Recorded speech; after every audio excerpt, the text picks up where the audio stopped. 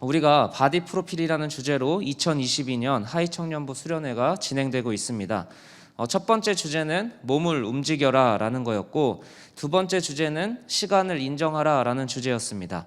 그래서 그렇게 우리에게 주신 몸에 대해서 다시 한번 생각하고, 많이 유한하고 연약해 보이고 제한되어 보이는 이 몸을 하나님이 왜 창조하셨고, 이 몸으로 우리는 어떻게 살아야 되는지를 배우고 있습니다. 하나님이 주신 몸을 잘 경작하고 잘 가꾸는 방법, 몸이니까 제한받을 수밖에 없는 시간을 인정해야 한다라고 말씀을 드렸습니다. 그러나 하나님은 우리에게 무책임하게 몸을 주시고 알아서 너희 몸 잘 가꿔 라고 하지 않으시고, 이 성경 말씀을 주셔서 그 말씀에 순종할 때 우리 몸을 잘 가꿀 수 있다라고 도움을 주십니다. 오늘 읽은 말씀은요, 우리 몸의 또 다른 정체성을 분명하게 설명을 해줍니다. 그게 뭘까요? 하나님이 바울을 통해 우리의 정체성을 알려주시는 거는요, 우리의 몸의 특징은 무엇이냐? 달리기 하는 사람이라는 거예요. 달리기 하는 사람. 걷는 사람이 아니에요. 뭘 타고 다니는 사람도 아니에요. 그냥 앉아서 마냥 기다리는 사람도 아니에요. 우리에게 주신 몸은 달리는 존재로 우리를 창조하셨다. 우리의 몸의 정체성은 무엇이다? 달리는 존재라는 겁니다. 적당히 걸으면서 목표를 얻을 수 있는 존재도 아니에요. 뭐에 의지해서 빨리 가는 것도 아닙니다. 앉아서 마냥 기다린다고 무언가를 얻는 존재도 아니라는 거예요. 우리의 존재는 무엇이다? 달리는 존재라고 오늘 바울은 이야기하고 있습니다. 근데 그 달리는 존재의 특징이 또 하나가 있는데, 다른 데서 아무 데서나 달리는 게 아니라 운동장, 경기장에서 달리는 사람들이라는 겁니다. 그냥 내 마음대로 달리는 거랑 경기장에서 달리기 경기를 하는 거랑은 차원이 다르죠. 어떻게 다르냐면, 경기장에서 하는 달리기 시합의 특징은 분명한 목적지가 있다라는 겁니다. 그리고 그 분명한 목적지에 도착하면 뭐가 있다라는 거죠? 상급이 있다라는 겁니다. 여러분에게 한번 묻고 싶습니다. 여러분은 분명한 목적지가 있나요? 여러분에게 분명한 목적지가 있어서 그 목적지를 향해 여러분은 달려가고 있나요? 그리스도인으로서 목적지가 분명히 있는지, 그저 되는 대로 뛰고 있는지 걷는지도 모른 채로 내 스케줄에 맞춰서 그냥 저냥 신앙생활을 하고 있는지, 오늘 이 말씀의 시간 앞에서 점검하고 되돌아보시길 주님의 이름으로 축복합니다. 목적지를 머리로 알아도요, 상급을 받기 위해서는 열심히 달려야 합니다. 끝까지 달려야 합니다. 목적지에 도착을 해야만 상급을 받을 수 있다는 거예요. 여러분이 하나님의 분명한 상급을 받는 사람들이 되기를 축복합니다. 마라톤에서도요, 여러분, 중간중간 열이 오른 몸을 식히고 타는 듯한 갈증을 해결해주는 물을 줘요. 얼마나 맛있겠어요? 얼마나 시원하겠어요? 그러나 절대 그 물을 주는 포인트가 마라톤의 목적지가 아니죠. 우리 인생도 마찬가지입니다. 하나님이 우리의 짧은 인생 가운데 위로도 주시고요, 돈도 주시고요, 어떤 여러분의 소망과 열망과 기도 제목을 응답하실 때가 있습니다. 그러나 그게 여러분 궁극적인 목적지가 절대 아니라는 거예요. 누군가는 그냥 그 자리에서 물을 마시고 시원하게 앉아있는 사람들이 보이겠죠. 나도 저렇게 살고 싶다. 나 너무 힘든데? 이렇게 뛰어가는 거 너무 힘든데? 나도 그냥 이 포인트에 앉아서 물 마시고 쉬고 싶다. 부러워 보일 수 있죠. 그러나 그 자리가 우리의 궁극적인 목적지가 아니라고 하나님은 말씀해 주시는 거예요. 너희는 달리는 사람들인데 분명한 목적지를 두고 끝까지 숨이 찰 때까지 뛰어서 도착하라고 말씀을 하시는 겁니다. 중간중간 위로받고 중간중간 채워지고 쉼을 얻는 순간들도 있겠지만, 인생의 성공을 맛보기도 하고 직업을 얻기도 하고 원하는 꿈이 이루어지기도 하겠지만, 거긴 정말 찰나의 기쁨이라는 겁니다. 아무리 행복한 경험도 3개월을 넘기기 힘들다라고 하버드 행복학 교수는 이야기를 합니다. 여러분, 마라톤은 물 마시고 끝나는 경기가 아니에요. 그 물을 마시면서 마지막까지 가는 것이 마라톤입니다. 우리 인생도 하나님이 중간중간 정말 힘이 나게 하시고 살 것 같은 물을 주시는 축복의 순간들이 있습니다. 그러나 하나님은 그것이 절대 너희의 궁극적인 복이다라고 말하지 않으세요. 하나님과 영원히 함께하는 그 즐거움을 맛보는 그날까지 너희는 최선을 다해 달려라 라고 말씀을 하시는 겁니다. 목적지가 있는 걸 알고 이 물 마시는 데가 나의 궁극적인 목적지가 아니라는 걸 알아도 끝까지 가는 건 쉽지 않습니다. 목적지에 도착하기 위해서는 우리는 준비되어야 됩니다. 마라톤 선수들 얼마나 준비하겠습니까? 얼마나 훈련하겠습니까? 준비가 되어야 되는 거예요. 그 첫 번째 준비가 바로 오늘 제목 적당히 먹으라와 관련이 있습니다. 한번 따라해 봅시다. 절제해야 한다. 목적지를 알고 그 목적지에 도착하기 위해 뛰는 사람들을 향해 하나님은 뭐라고 얘기하시냐? 먼저 절제하라고 이야기를 하십니다. 마라톤 선수들의 몸을 보면 하나같이 다 말랐습니다. 그런데 찾아보니까 마라톤은 식탁에서 승부난다라는 말이 있더라고요. 오래 달리는 사람들은요, 많이 먹고 근육을 키우는 게 목적이 아닙니다. 그들은 양질의 음식을 적당하게 먹어야지 오래 달릴 수 있다라는 거죠. 여러분, 우리 인생은 단거리가 아니라 장거리 인생입니다. 그리고 또한 하나님이 우리에게 약속하신 것은 짧은 인생이 아니라 영원한 가치입니다. 우리의 인생은 오늘 여러분의 청년의 때에 판가름 나는 것이 아니라 영원의 가치에서 판가름 나는 인생임을 인정을 해야 되는 거예요.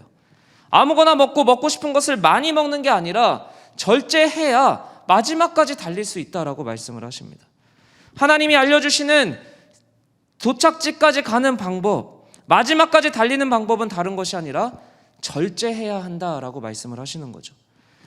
인류 역사는 끊임없이 풍요, 풍족이 발전이라고 생각하며 달려오고 있습니다. 필요 이상의 음식과 필요 이상의 에너지를 소모하는 것을 세상은 복이라고 이야기를 합니다. 지금 가진 것을 만족하기보다는 지금 가진 것보다 더 많이 가져야지만 성공했다라고 인정을 해줍니다. 수많은 지혜자들은 인간의 그런 욕구에 대해 자족해라, 절제해라 라고 이야기해왔지만 그 지혜를 듣는 사람들은 많지 않았습니다. 그렇기에 모든 지혜의 근원이시며 모든 지혜자를 포괄하시는 하나님은 동일하게 오늘 우리에게 말씀을 하시는 거예요. 절제해라. 모든 것에 절제하라고 이야기를 하시는 거예요. 여러분, 모든 것에 절제하라는 건 무슨 말이냐면 하나부터 열까지 다 절제하라는 말도 있지만 더 깊은 뜻은 무엇이냐? 수단 방법을 가리지 말고 엄격하게 절제하라는 뜻입니다. 수많은 사람들이 여러분 주변에서 더 많이 가져라, 더 성공해야 된다, 그것이 세상의 복이다라고 이야기하는 그 한복판에서 더 풍족해져야지만 내가 잘 사는 인생처럼 생각하게 하는 그 세상 한복판에서 하나님은 뭐라고 말씀하시냐? 수단 방법 가리지 말고 절제하라라고 이야기를 하십니다. 여러분, 우리가 영원의 가치를 품기 위해 평생을 뛰어야 한다면 우리가 하루 이틀의 승부가 아니라 평생이라는 긴 승부를 뛰어야 한다면 우리는 아무거나 많이 먹어서는 안 되고 정말 양질의 음식을 먹어야 하는 것입니다. 여러분, 건강을 잃고 병원에 가는 사람들이 무조건 수술하는 게 아닙니다. 정말 긴박한 경우에는 수술을 하지만 급하지 않은 경우는 수술을 하지 않고 약을 처방해 줍니다. 그러나 수술한 사람이나 수술하지 않은 사람이나 의사가 동일하게 처방하는 가장 첫 번째 처방은 식습관 개선입니다. 수술한 사람이 가장 먼저 바꿔야 하는 것도 식습관이고요. 건강을 회복하기 원하는 사람도 가장 먼저 바꿔야 되는 것이 식습관입니다. 그런데 그 식습관에서 가장 중요한 철칙은 먹지 말아야 될 것을 알려준다라는 거예요. 이것들만큼은 피해서 드셔라라가 처방의 기본 원칙입니다. 저희 할머니가 당뇨가 심하셨어요. 50세가 넘으셨을 때부터 할머니가 드신 거는 현미밥이었습니다. 그리고 간이 잘 안 되어 있는 반찬이에요.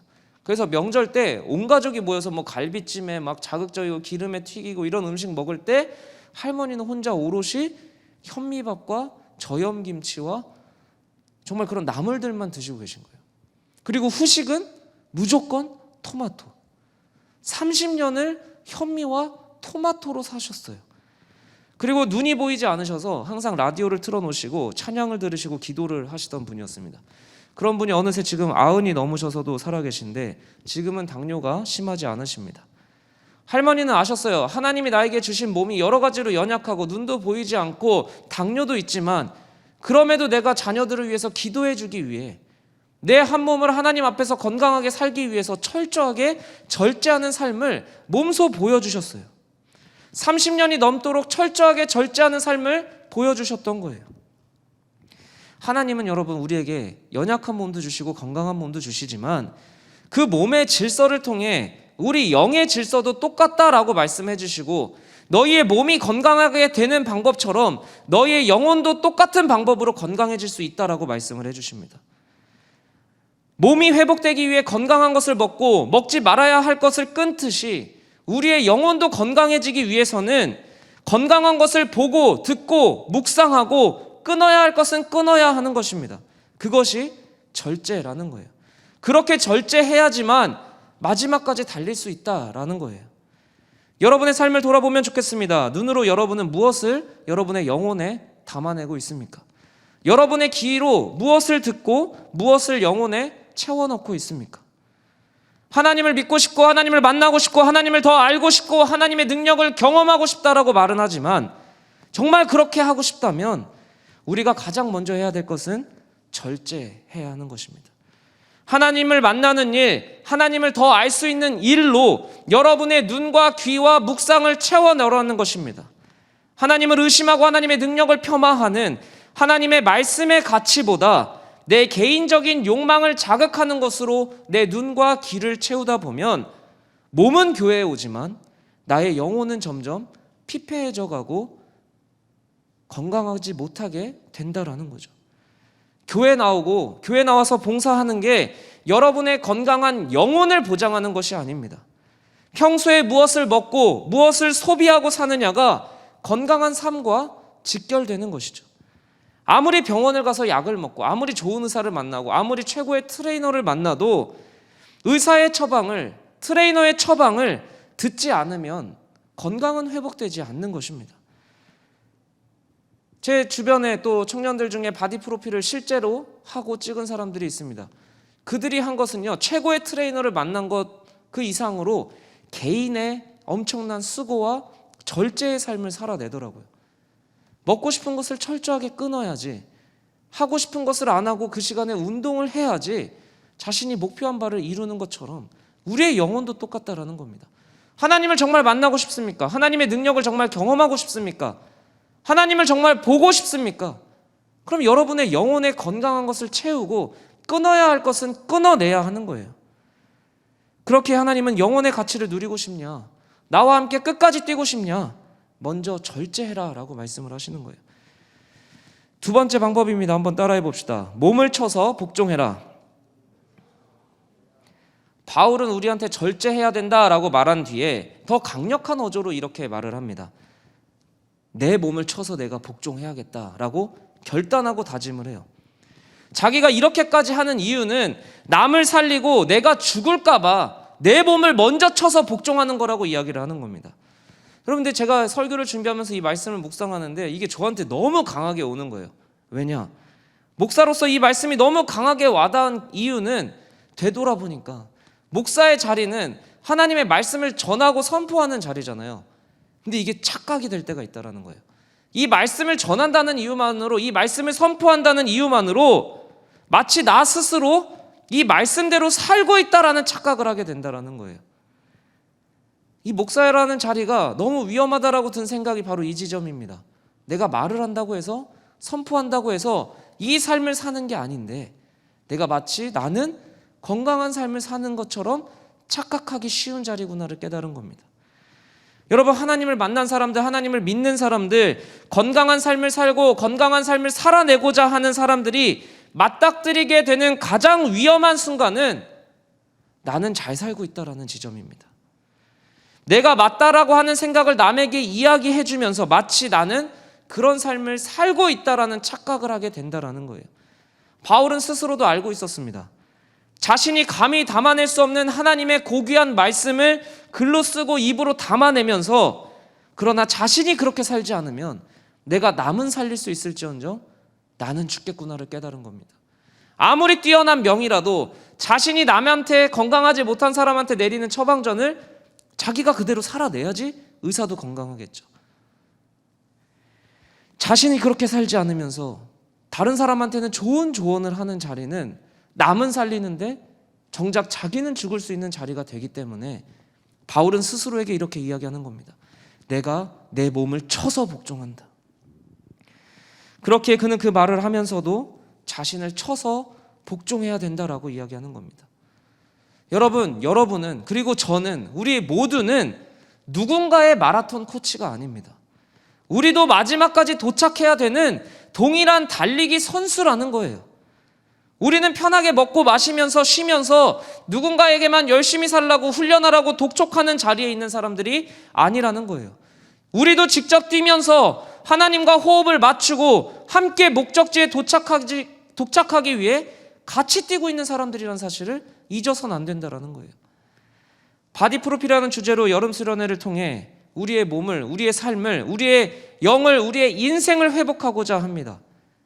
그러나 남들이 가는 것으로 우리의 인생이 바뀌는 것이 아니지 않겠습니까? 누구에게는 수련회를 가라고 이야기하면서 정작 내가 가지 않으면 누군가는 살리고 나는 죽는, 바울이 그토록 경계했던 자신의 모습을 우리가 살고 있을 수 있다는 겁니다. 우리가 직접 뛰고, 우리가 직접 절제하고, 우리가 직접 좋은 것을 보고 듣고 묵상해야 내가 산다라는 겁니다. 여러분, 남을 살리는 것이 중요한 만큼 나도 사는 것이 얼마나 중요하겠습니까? 여러분, 정말 중요한 글이 있더라고요. 끝까지 달려가기 위해서 운동 수행 능력이 향상이 돼야 되는 겁니다. 내가 지금은 3km 달리는 실력밖에 안 되는데 42km가 우리의 목표라면 어떻게 해야 될까요? 포기해야 될까요? 아니요. 3km 달리는 실력을 42km 달릴 수 있는 실력으로 키워야 되죠. 그거를 운동 수행 능력을 향상시키는 방법이라고 이야기하는데, 운동 수행 능력을 향상하기 위해 가장 필수적인 것은 자기 심박수라고 합니다. 운동 효과가 있고 운동 능력이 향상되기 위해서는 적어도 자기 최대 심박수의 80% 이상에 나오는 훈련을 꾸준히 해야지 어느 순간에 내 운동 수행 능력이 향상된다라는 겁니다. 여러분, 여기에 20살이 계신가요? 20살은 자기 평균 심박수가 자기 최대 심박수의 80%인 150 이상이 나오는 운동을 계속 해줘야 된다는 거예요. 30세는 적어도 140은 나와야지 운동 수행 능력이 향상될 여지가 있는 운동이라는 겁니다. 그래야 체력이 늘고 그래야 운동 수행 능력이 향상된다라는 겁니다. 그저 편안한 상태로 오래 하는 것으로는 몸이 변화되지도 않고 수행 능력이 향상되지도 않는다라고 운동 전문가들은 이야기합니다. 숨이 차고 말이 안 나오는 상태가 바로 그 수준입니다. 그 힘든 심박수의 상태로 30분 이상의 운동을 꾸준히 해야 실력이 는다라는 겁니다. 그래야 3km 가던 실력이 5km를 가고 5km 가던 실력이 10km를 가는 겁니다. 그 이상의 거리를 뛸 수 있게 만들어준다라는 거예요.